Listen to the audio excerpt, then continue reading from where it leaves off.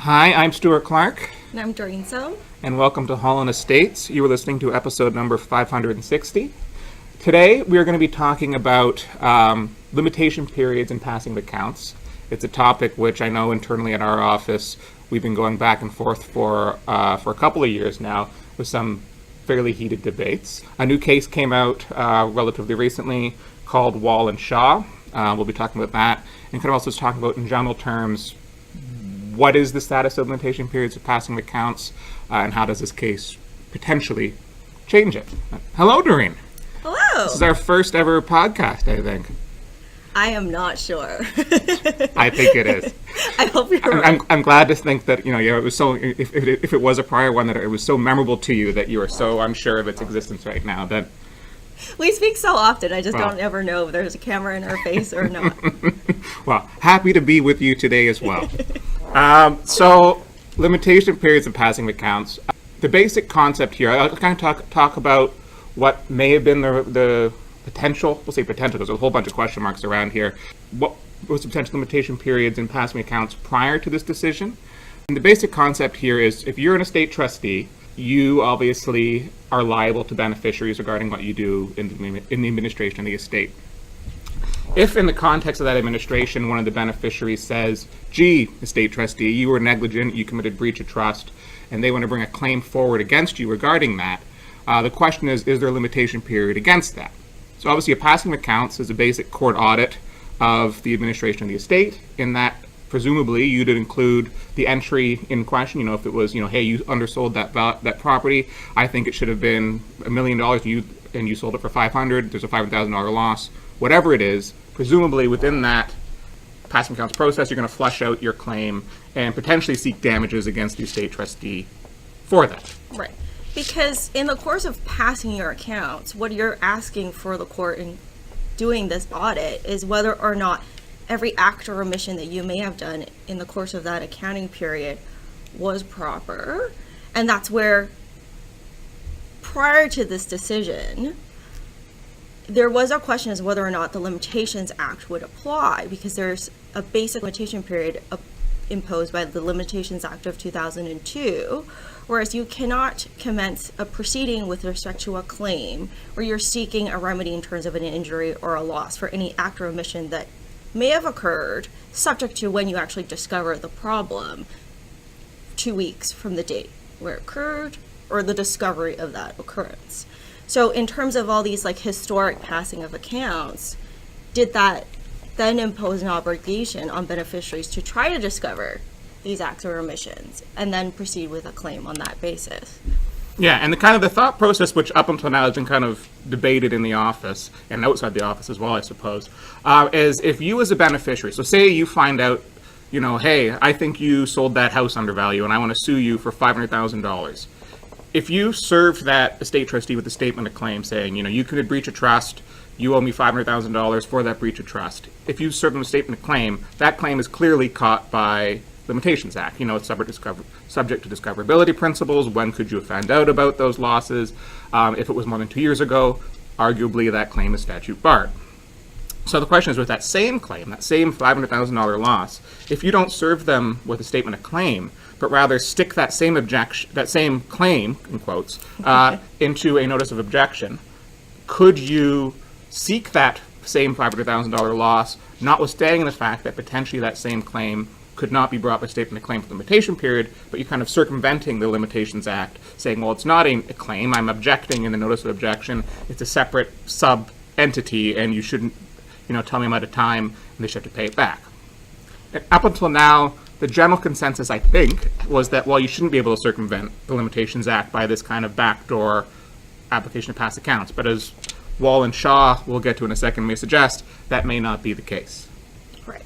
And Wall and Shaw is a decision of the Court of Appeals sitting as the divisional court. So it is a divisional court decision, but made by the judges of the Court of Appeal. It was released last week. The judges were Doherty, Brown, and Trotter, and Brown, writing for the court, decided this very specific issue, which is whether or not the Limitations Act 2002 applies to objections in the course of a passing of accounts. So the facts behind this appeal starts with an estate trustee. He was administering a long-time trust which had a life interest for a brother and sister.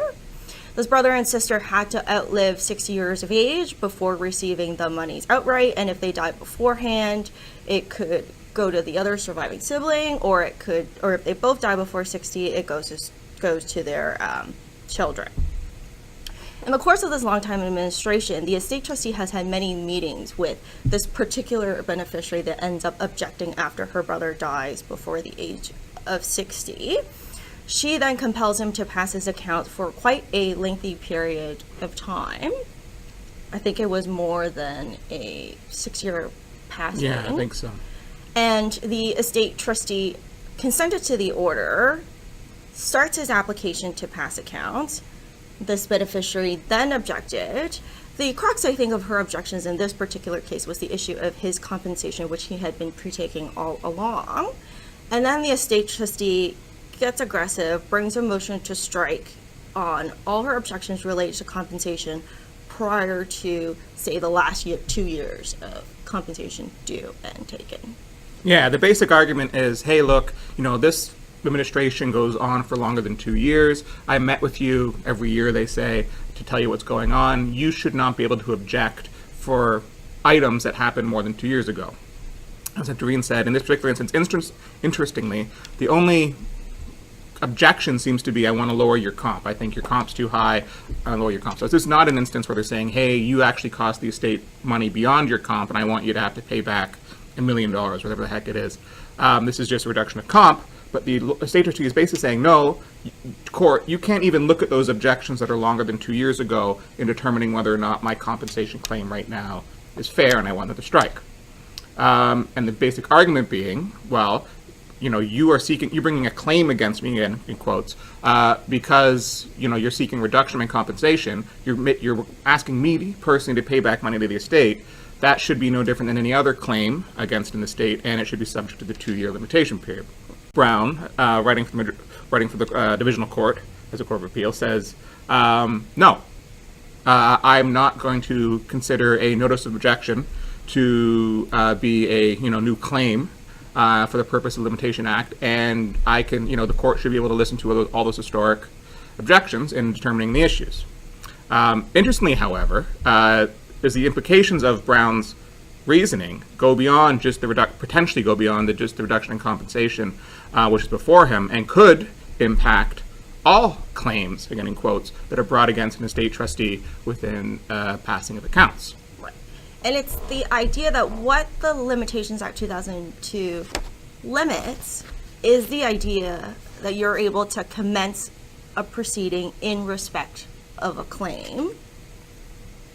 Can you do that after 2 years of discovering that claim in terms of the basic limitation period? Or can you even do that beyond the 15 years of the ultimate limitation period? And in this case, Justice Brown says no, because the notice of objection in itself doesn't commence a proceeding. You're already within the course of a proceeding. And to me, this makes sense in the context of the accounting period that the estate trustee is bringing to the court. If you're asking the court to deal with any acts of omissions that you may have done in the course of a particular period, and that period is longer than the last 2 years of your administration, then I think it is fair game for a beneficiary to object because you are bringing this issue to light. But in terms of the initial application to compel an accounting, I think maybe that's where it gets a little bit more gray for me. Again. Yeah. And the kind of important thing to wrap your head around if you're trying to say, gee, well, why do I care? Is that the Estates Act, so Section 49.3 of the Estates Act says that in a passing of accounts, the court can award damages against the estate trustee payable to the estate, basically akin to a statement of claim. Right. So if you were an estate trustee and you are found to have messed up and that you cost the estate money, 49.3 of the Estates Act says you have to pay that back. So it's within the purview of the beneficiary in a notice of objection to say, hey, I want you to pay back that $1 million. And 49.3 can make them say, hey, you have to pay that back. So now you have a scenario where you could have significant claims brought against you within the passing of accounts, which could hypothetically not be subject to any limitation periods because the court said, well, a notice of objection is not a new proceeding for the purposes of a claim, and therefore not caught by a limitation period. So you could not sneak, but you could get those claims in against an estate trustee, notwithstanding the fact that same claim probably couldn't be brought on its own for having been statute barred. Right. And here, interestingly, so the court says, well, it's not a new proceeding. A notice of objection is not a new proceeding, and therefore the Limitations Act shouldn't apply to it. 49.4 of the Estates Act, then, the section right under the, hey, you can pay damages section, says that the court on a passing accounts can direct, if it's a big, breach of trust claim, can direct that claim to a separate trial of an issue, which is kind of goes separate or parallel to the passing accounts, and in that, the court can direct the exchange of pleadings, which probably would include a statement of claim. So if within the Estates Act, in a passing accounts, the court can say, hey, I want you to exchange pleadings, a statement of claims, defenses, et cetera, the question is at that point, how is that not a proceeding with respect to a claim? And if you direct them to bring that new statement of claim, does that mean that that's now caught by the Limitations Act? Or is the whole thing kind of sheltered and protected by the fact that, hey, this is brought within the passing accounts? Wall and Shaw already says that that's, not subject to limitation periods. Therefore, even if you direct it to a separate triable issue, you're done. Basically, there is no limitation period for a trustee. I suppose that is TBD, to be determined. However, Brown's reasons in Wall and Shaw appear fairly definitive in that you cannot raise a limitations defense in the context of a notice of objection. Right. But the limitations defense that we've been talking about this whole time is statute-based. We've been talking about the Limitations Act 2002. We have not talked about the common law defenses that could be raised in terms of whether or not you've sat on your hands and the other person has relied on your acquiescence and they've conducted themselves accordingly.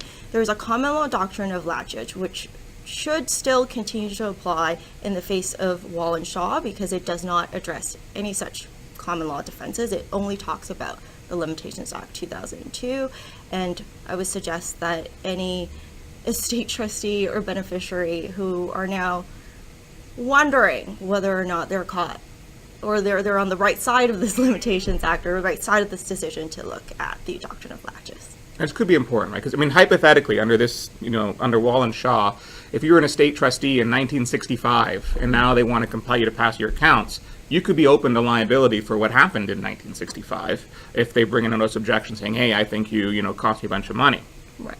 And at that point, the question is whether or not did that beneficiary acquiesce in failing to ask the estate trustee to pass those accounts back for like 50 years, 60 years, whatever it is, yeah. And then did you conduct yourself based on the idea that, I've wound up the estate, I did X, Y, Z, and I've paid out because nobody objected then, and there we go. As I said, to be determined. Although I think there'd be a strong argument in favor of the fact that you shouldn't be able to get damages from 1965. Probably. Depending, obviously, on the facts of the particular circumstances. All right. This concludes our podcast. Yeah, as you said, a hotly debated topic that's been here for a while and a new, interesting, potentially, wide-ranging implication decision in Wall and Shaw. But it's, happy to conclude my first podcast with you, Doreen. And until next time, we thank you for listening. And again, I'm Stuart Clark. And I'm Doreen So. And if you have any questions, please email us at webmaster@hollandhall.com or leave us a comment on our blog. Thank you very much.